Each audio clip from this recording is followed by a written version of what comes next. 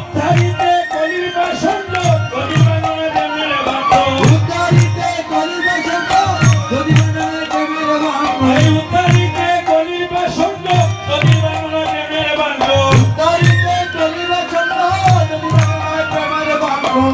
এটা শুধু দধির ভাণ্ডই নয়, পঞ্চপ্রেম এই ভাণ্ডে এই দধির মধ্যে মিশ্রিত রয়েছে।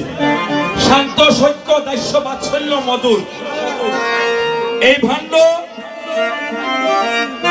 কেন ভঞ্জন করা হয়?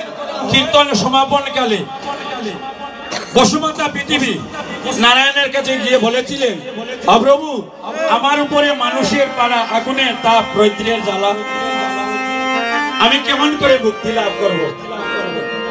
বললেন আগত কলির যুগে কলির জীবন হরিনাম মহাযজ্ঞ দান করবে জীবের মুক্তির জন্য।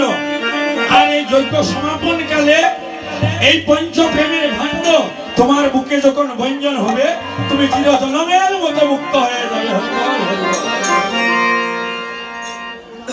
গঙ্গা দেবী নারায়ণের কাছে গিয়ে প্রশ্ন করলেন, প্রভু এই পৃথিবীর কোটি কোটি মানব তারা পাপ করিয়া, আমি গঙ্গা দেবী আমার শরীরে সকল পাপ তাপ ধৌত করে দিয়ে যায়, তারা মুক্তি লাভ করে, আমি গঙ্গা দেবী কেমন করে মুক্তি লাভ করব?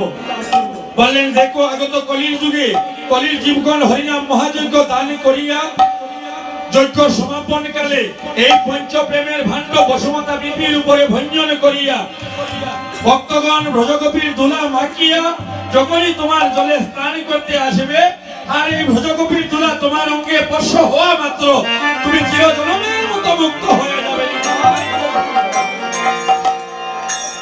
ভক্তমণ্ডলী আমরা